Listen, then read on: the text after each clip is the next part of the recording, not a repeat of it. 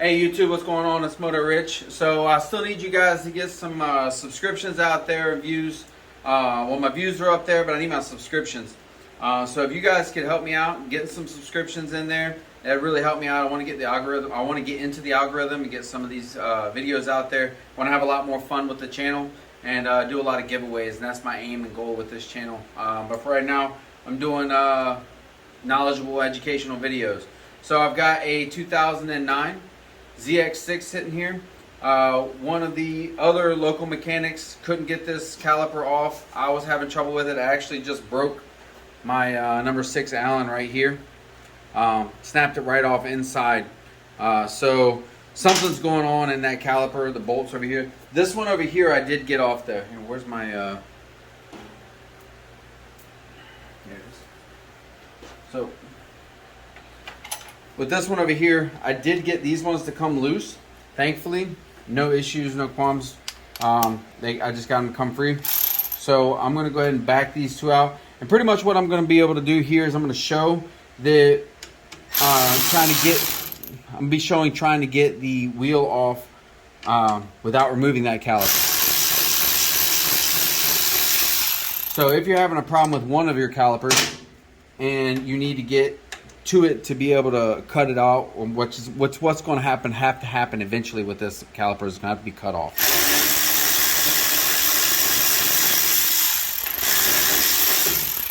So I'm not seeing anything on the threads like Loctite or anything like that, so I don't know why. It's got to be like corrosion or something that's just really built up inside of the fork leg. But so we've got this caliper off. We're going to move over to the other side.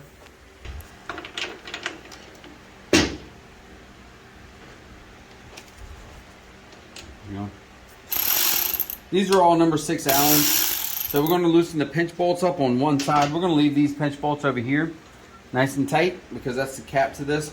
The caliper is off on that side. This side over here, these ones, one up here I tried getting off and this one ended up stripping out. This one down here ended up breaking my socket. So it's not completely stripped up here yet, but I can see it was starting to turn. So neither one of these bolts want to let go.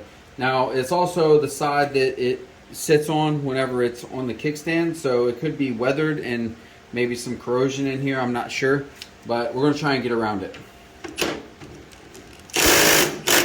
That's not working. Good. All right.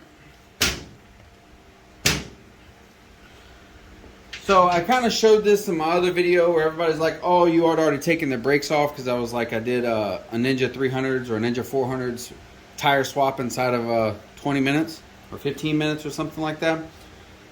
So this is going to be working along the same way. I didn't take the caliper off of the Ninja 400, just like I'm going to try and get around not taking the caliper off of this one. It is going to be a lot harder because the caliper is bigger on the bigger bikes, but you should be able to pull the axle, and you're going to drop this wheel down, and you're going to move it off to the side, okay? And once you move it off to the side, you can kind of flex that a little bit, and you can pull the wheel out, all right?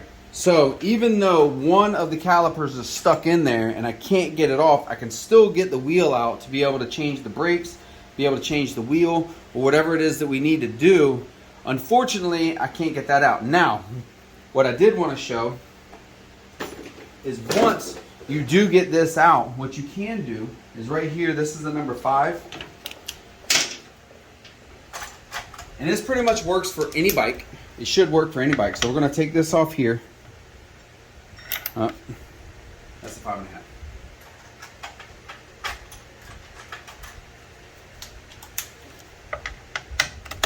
Okay.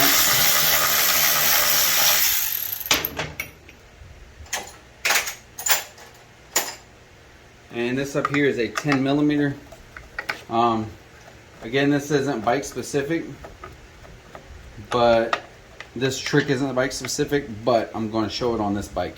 So now once you get this free, you're able to turn this fork around. Be careful if you got it on the pin thing like this. But now with this fork around like this, I'm able to get directly to the bolts straight on the top. So if I need to drill it out, I can get whatever drill I need to get into. I'm able to get to it straight from the top and be able to fix this if I needed to. So I don't know what's wrong with this. I'm not sure if I'm going to go ahead and take this one off right now, or if I'll address it at a later date. I have to talk to the owner before we do that. But this is just showing you that it's capable and how you can get to it once you can get the wheel off. If you can get one of the calipers off, you can get the wheel off, and you're able to turn the fork around and be able to address the issue without having the plastics and the radiator all in the way. So this is just one of the tricks that I've learned over the years that I've been doing this stuff, and so I wanted to share it with you guys and hope that it helps out. Okay, so I talked to the owner. He wants to go ahead and try to get these off. So what I did is I took my grinder and I made a slit in both of these.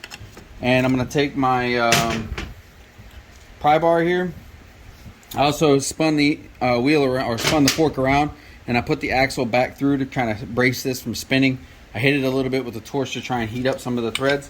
And then I'm going to take this here and where am I? I'm going to try and tap this down inside. Get a good bite. Just be aware that this has no front wheel on it, so if this falls, I'm going to be damaging some stuff. So I use the breaker bar instead of like a screwdriver because it's thicker and it has a square, so I'm able to put a crescent wrench on it, and then hopefully I can get this to torque behind it.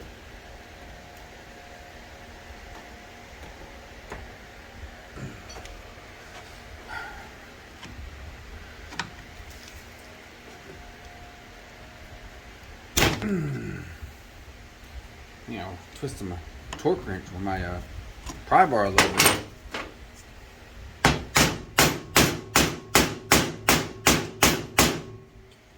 Don't let me turn this bar.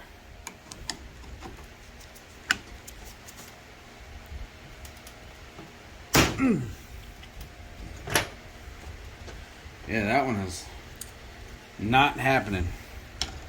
So I'm gonna try this one up top. See if I can get either one of these.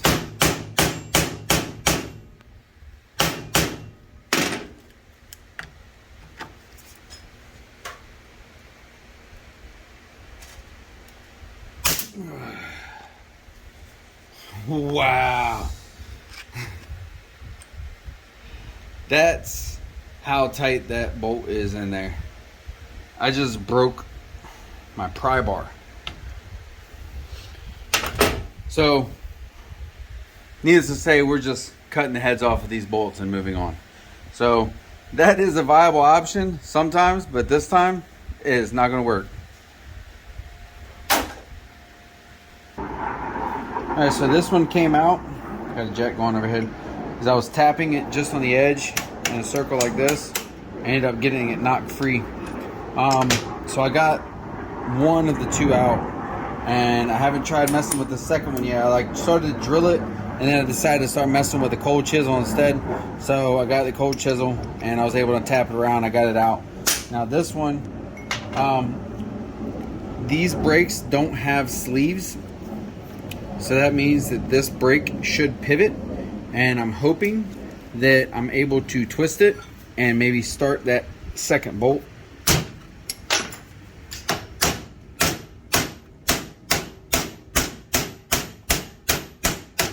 Doesn't look like it. So the caliper's moving, but the bolt's not. So I'm gonna try doing the same thing. That's just biting on the edge of this. You want to make sure that you're tapping it in the counterclockwise, the left-hand rotation.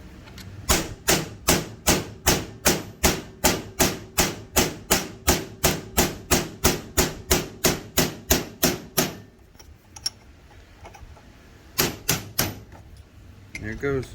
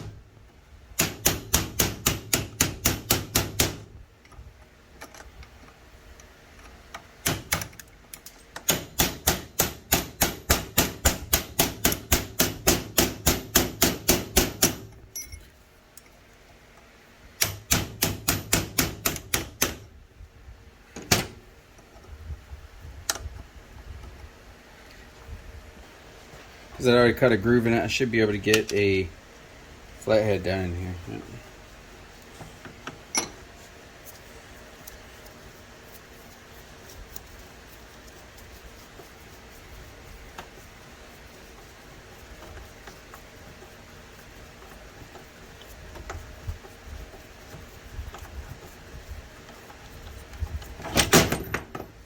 Yeah. And it's out.